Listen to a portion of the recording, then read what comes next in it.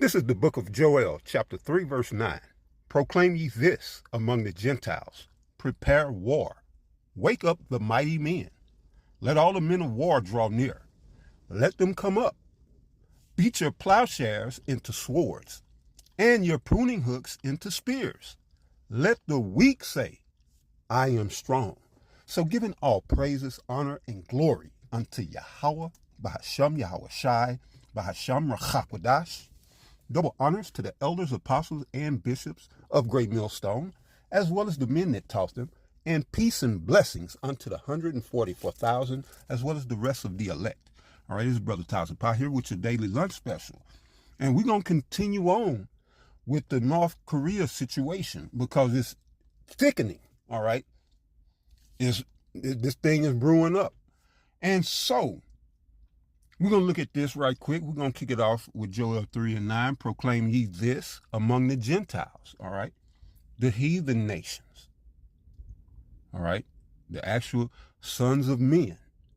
They're rising up. This is what you're seeing around the world. This is what you see with North Korea, this is a continuation from yesterday. All right, as I went into the North Korea being a critical and a crucial part in Iran's missile program and them having such of an, I guess, a capable arsenal, all right, and up to date, all right. They're not they're not dealing with no Rudy Poo, just run of the mill average ammunitions and missiles. All right, they got top class. All right, and come to find out, North Korea had a lot to do with that. All right, so the Gentiles have been preparing war. This ain't just come about. This is the third woe. This has been brewing. All right. Albert Pike wrote about this in his letter to Mazzini, outlining 3 world wars for them to take over the rulership of the nations completely. All right. And utterly. And that was in the 1800s, all right, the latter part of the 1800s, Pike wrote that letter, all right, and so they're on course with what Pike was saying, and the Third World War, he said, would be fomented by the differences between the Zionists and the Islamists. And what do you see? Israel, the Zionists, they struck, all right, Iran, the Islamists, all right, and we know that their military, for lack of a better term, I don't know what they call it. For all intents and purposes, it's a military, but they call it the Islamist, all right, Islamic Revolutionary Guard, okay. I said IRG, if I'm not mistaken, the Islamic Revolutionary Guard, and so everything is on point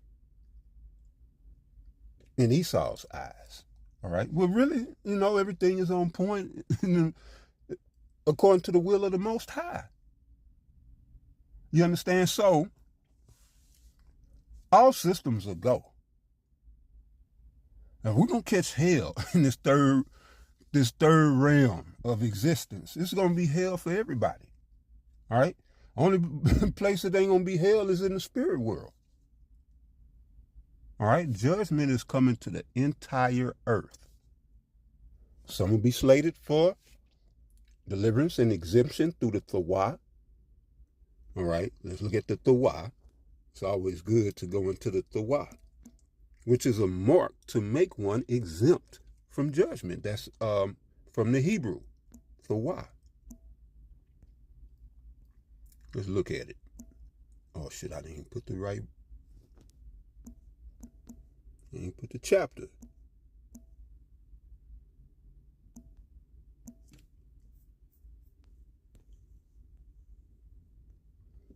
So in Ezekiel chapter 9, verse 4, it says, "And the Lord said unto him, Go through the midst of the city, through the midst of Jerusalem, and set a mark upon the foreheads of the men that sigh and that cry, for all the abominations that be done in the midst thereof." All right. That city is Jerusalem. All right. But we're sighing and crying for the abominations of this, the entire revised Roman Empire. All right. And so I said, for all the abominations that be done in the midst thereof. And so the only men that are sighing and crying are the men who the Heavenly Father put the Spirit on. If the Spirit ain't on you, you're going to be out here lost in the world, because this world was set up for us to be misguided, misled, and lost. The elite that set this shit up know that we are the children of Israel. Their intent and agenda was to keep us from ever coming to the knowledge of us being the children of these scriptures, the children of Israel, us Negroes, us Latinos, and us Native Americans. All right. Well, the one thing, all right, you have to factor in, whether you're on the right or the left, you have to factor in the spirit. When you're dealing with things of biblical nature, scriptural nature, you got to factor in spirit. All right. I got a good video dealing with that too. And Lord willing, we'll get into that. I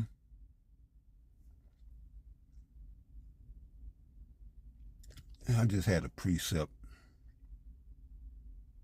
But anyway,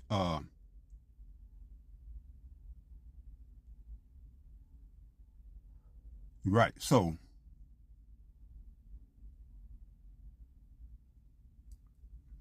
this word mark, just to show you what I was saying, because the elect, those who the Heavenly Father had severed out. Let's look at this. So this word mark, Strong's number H8420. Fa, wa, it's two characters, the fa and then the y. You put them together, the wa. Bam, the wa.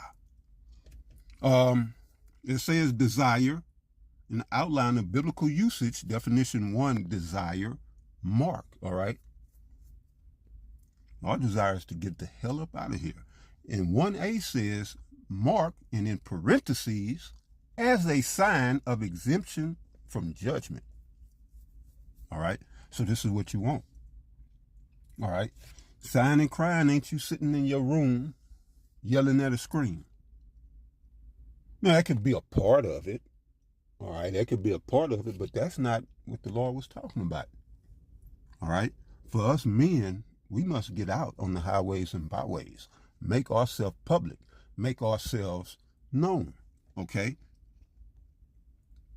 We go out on the block. Part of that is to make a public declaration. That's a part of it. All right. Announcing ourselves. We are Hebrew Israelites. In public, it's on record. We have thousands of videos. All right. Well, matter of fact, all right, we are the Hebrew Israelites. We come out week in, week out. It's a public proclamation.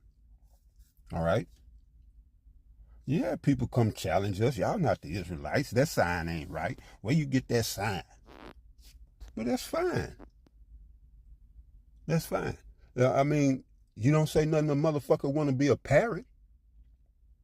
And a motherfucker want to be a goddamn snake. That had a video just the other day. A woman, it looked like a black woman, pretending to be a snake. And y'all don't say shit about the absurd shit that goes on, because here in America, because folly is set in great dignity. All right. But we come out claiming the truth. Galatians 4:17, 4:16. And the whole world is up in arms because we tell the truth. But right, that mark for why is to make one exempt from judgment. Well, who is this? Those that sigh and cry of the nation of Israel. Lord, I'm sick of this shit. You know? But do you see these abominations going on down here? We know he see them, but we got to give him no rest. We got to be calling this shit out. All right? We got to call this shit out. Well, I mean, we do. And really, that's all it takes. All the Lord needs is this 144,000. And he going to get this cracking. You don't need the whole world to wake up. Most of the world is Mortmains, NPCs. All right? They're personas non gratas. So we ain't worried about them, and we ain't trying to wake up everybody. All right? So, right, it's about this mark in these last days. All right? So, the ones that don't have the mark, this is verse 5. And to the others, he said in mine hearing, go ye after him through the city, and smite. Let not your eye spare, neither have ye pity. Slay utterly, old and young, both maids and little children, and women. But come not near any man upon whom is the mark, because that mark makes him exempt from judgment. And begin at my sanctuary. 1 Peter, the 4th chapter. All right?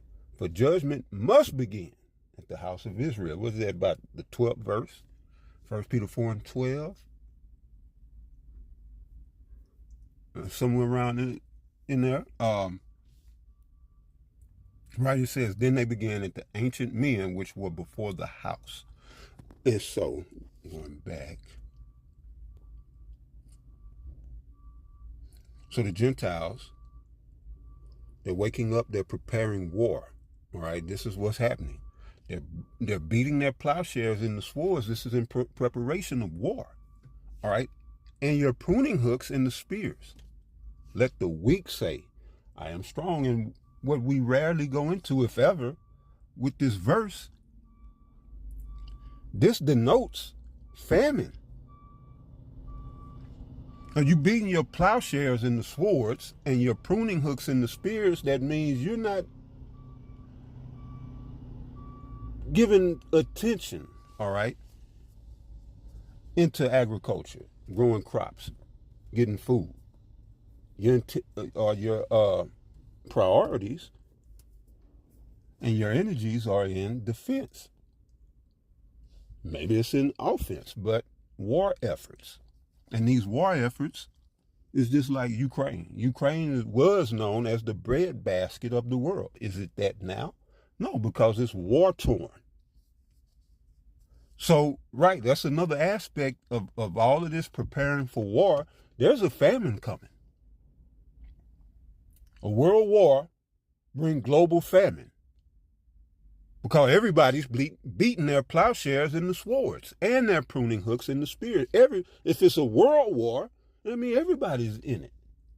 And you got two countries at war. You can get food from other countries. Strike deals with other countries, but everybody's beating their plowshares in the swords and their pruning hooks in the spears. Where the food gonna come from? See, and Kal Halal, Yahweh, Ba'ashem, Yahweh Shai, we have a power which sits in heaven, all right, and is on the throne. Never sleeps, never slips, and has always got our backs. All right, that's what we have. Now to continue on with this is the Rachel Maddow from yesterday. Calculations. That is why those 5 words, simple, direct, and delivered without elaboration, captured the attention of intelligence analysts almost instantly. Because when a long-standing partnership that has quietly developed for more than 4 decades suddenly steps into the open during an active conflict, it raises one. And of course, she's mentioning the relationship between Iran and North Korea. All right, going back to the 80s. critical question. How far are both sides actually willing to go now that the world is watching, instead of the relationship fading away once the immediate crisis was over? It deepened and expanded into something far more sophisticated. Throughout the 1990s, North Korean engineers and missile technicians traveled to Iran to help develop the country's indigenous ballistic missile program. The crown jewel of this cooperation was the transfer of technology related to North Korea's Nodong medium-range ballistic missile, which became the foundation for Iran's Shahab-3 missile system. Now, let that sink in for a moment. One of the most important weapons in Iran's current arsenal, the missile that gives Thran the ability to threaten targets across the Middle East, exists in its current form because of North Korean technology and expertise. This isn't speculation or conspiracy theory. It has been documented extensively by United Nations panels of experts, independent weapons researchers, and intelligence agencies from multiple countries. The Shahab-3 and its subsequent variants are essentially the children of North Korean missile engineering, adapted and refined by Iranian scientists, but born from blueprints and knowledge that originated in Pyongyang. The cooperation didn't stop with the Shahab-3, and this is where the story starts to get genuinely alarming for anyone paying attention to global security reports from UN monitoring groups, and various intelligence assessments have indicated that missile technology continued flowing between the two countries well into the 2000s and beyond, with North Korean components and expertise showing up in increasingly advanced Iranian systems.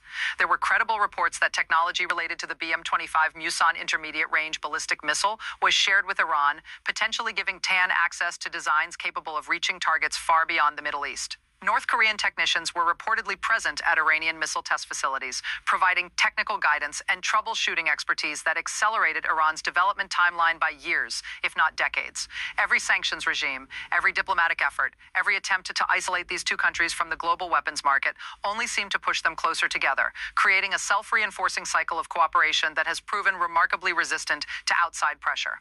Now, let's talk about what North Korea could actually provide to Iran in the current moment. Because we are ready to help only matters if there's substance behind it. And the uncomfortable truth is that Pyongyang has a great deal of substance to offer. The most obvious category is ballistic missile technology, and not just the older systems that form the basis of their historical cooperation. North Korea has made dramatic advances in its missile program in recent years, successfully testing intercontinental ballistic missiles, developing solid fuel rocket technology that makes missiles faster to deploy and harder to detect. Sometime recently, yesterday, maybe the day before, North Korea is recently test firing intercontinental ballistic missiles with nuclear capabilities. So right to this day, they're testing new missiles, all right? Because they see what they're beating their plowshare. They're beating their plowshares and the swords and their pruning hooks and the spears. All right? And you build these weapons, you got to test them before you go into battle. You don't want to go into battle with a strange weapon, an untested weapon. You want to know what that thing is all about and all of its capabilities and how to use it, optimally. Optimize its usage. But, this is still going on. Before launch, and reportedly making progress on hypersonic glide vehicles that could potentially evade existing missile defense systems. If even a fraction of this newer technology were transferred to Iran, it would represent a quantum leap in Thran's strike capabilities, potentially giving them the ability to threaten targets in Europe and fundamentally altering the strategic balance that has defined Middle Eastern security for decades. But missiles are just one piece of what makes this partnership so dangerous. And arguably, they aren't even the most concerning element. North Korea has developed one of the most capable and aggressive cyber warfare programs on the planet, operating through groups like Lazarus and its various subunits to conduct operations. This is where you need to be concerned. This cyber warfare. All right. This is when EMPs go off, or they shut down the internet or parts of the internet, or, with this cyber thing, because everything is online. There's really no limits to what a good hacker can do. There's no limits, all right? And you're talking about North Korea and Iran, they have some of the best. That's what she's saying. And I've heard reports in the past. Some things that was done, I couldn't substantiate it, so I don't speak on it. But yeah, they say that U.S. military equipment has been hacked before. All right, by people not even in military, by civilians. Because if you know the language, shit, it's what Jake say, conversation rule a nation. Well, if you know the language of computer, shit, the world is yours.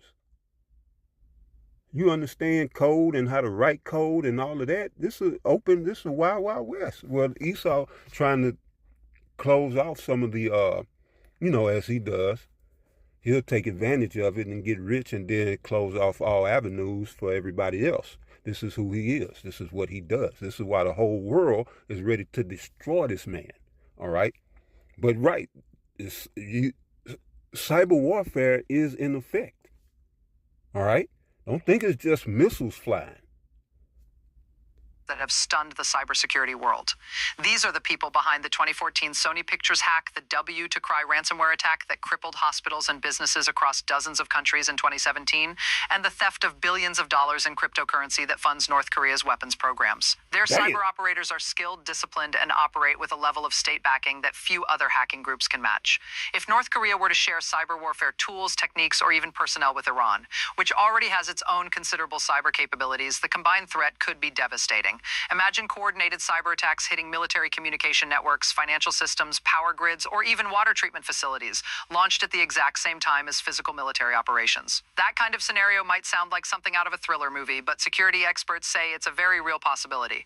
Both North Korea and Iran have independently demonstrated sophisticated cyber capabilities over the past decade. Yep. Each country has been linked to major cyber operations targeting banks, infrastructure, and government networks around the world. Yep. If those capabilities were ever coordinated between the two nations, analysts warn the impact could be far more disruptive than anything either country could achieve on its own. A synchronized cyber campaign designed to disrupt communications, financial stability, and critical infrastructure while military operations unfold could create chaos across multiple regions simultaneously.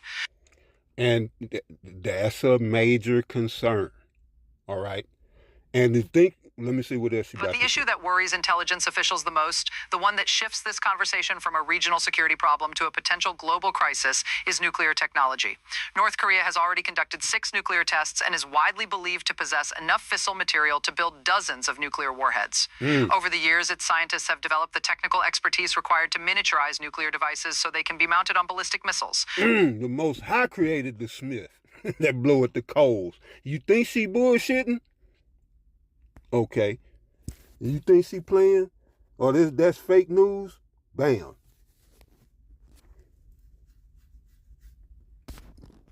That ain't gonna play. Okay, here we go. You have to see this because You it think looks that's like some fake in the news? Elahiyeh district of northern Tehran. Bam. We are coming to you live with a story that has sent shockwaves through every major capital on the planet. Serious. We want to be absolutely clear with our viewers right now. What has happened in the last several hours is not a drill, not a simulation, and not a geopolitical hypothetical being debated in some think tank in Washington or Brussels. Pause. This is real. This is happening. And the world, as we know it tonight, is a fundamentally different place than it was when most of you woke up this morning. A missile, and at this point, multiple intelligence sources are confirming it was a precision-guided ballistic missile, struck the North Korean embassy compound in the Elahiyeh district of northern Tehran. Now, why would they do that? Why would they strike a North Korean embassy in Tehran? Could it possibly be what Rachel Maddow was talking about to keep them from collaborating and doing cyber attacks and building better missiles? Could that possibly be? The early hours of the morning, local Iranian time. Yesterday. That was yesterday morning. All right. Pause. This is real. This is happening. And the world, as we know it tonight, is a fundamentally different place than it was when most of you woke up this morning. A missile, and at this point, multiple intelligence sources are confirming it was a precision-guided ballistic missile, struck the North Korean embassy compound in the Elahiyeh district of northern Tehran in the early hours of the morning, local Iranian time. The blast, according to eyewitness accounts pouring in from the ground right now, was catastrophic. We are talking about a structure that has been completely leveled. We are talking about a crater in the earth where a diplomatic compound used to stand. We are talking about fires that burned for over 3 hours before Iranian emergency services could bring them under control. And we are talking about casualties, confirmed casualties, at a diplomatic facility that enjoyed full protections under international law. Right, that's against international law. It's nothing lawful. This is why nobody want to touch this. And this is what makes it so good. All right, the U.S. has started the third woe illegally, which that's right up that's his nature. The Most High is really lifting this man's skirt. All right, his last war that he's going to go into that's going to bring him down and put him into captivity, he started illegally. So this man ain't going to have nothing to stand on. He ain't going to have a toe to stand on when this is all said and done. Nobody wants to touch him. Nobody wants to help because this war is illegal. So not only did they start it illegally, without approval from Congress, without a provocation from Iran, but then they go about carrying this war out illegally,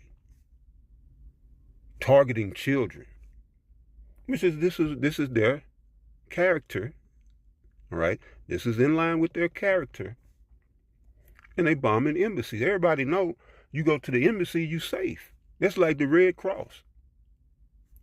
You're supposed to be safe at the embassy, but see, this war is not conventional. And they are not following any laws or guidelines, although they want to apply them to their adversaries, to their ops. And then they want to come to you, oh, look what they did. They doing this and they doing that. In the meantime, every action on behalf of Edom, is a violation.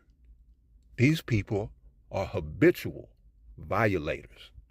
All right? What did Murphy say by Rick James? He was a habitual line crosser. All right? That's Esau.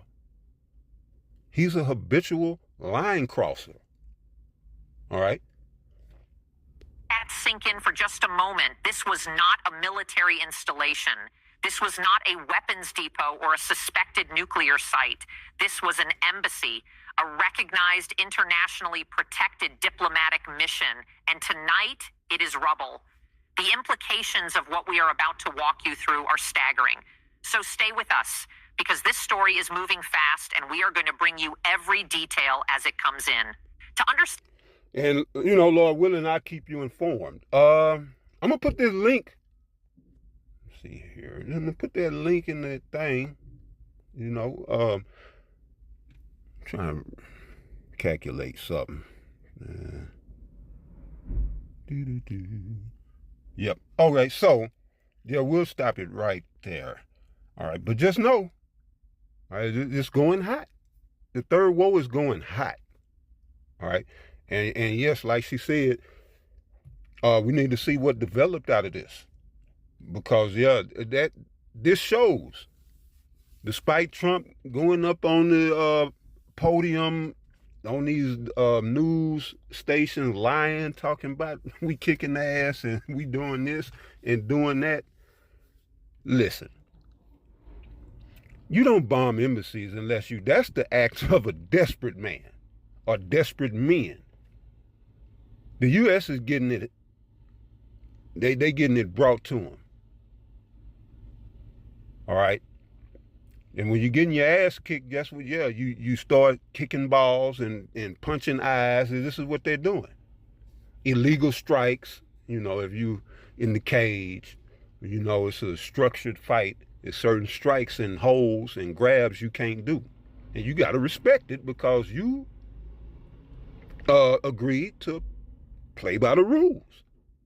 And look, a lot of these rules come from America through the UN. and America. These rules of engagement and these rules of war. And see, this shows, like I say, this man is nothing lawful and orderly about him. And throughout all of this, Iran been playing by the book. They keeping the moral high ground. All right? But anyway, I got to get out of here, man. Yeah, we're going to follow up on this, man. It's getting hot with this North Korea situation. So, till the next one, y'all stay up. Much love. Shalom.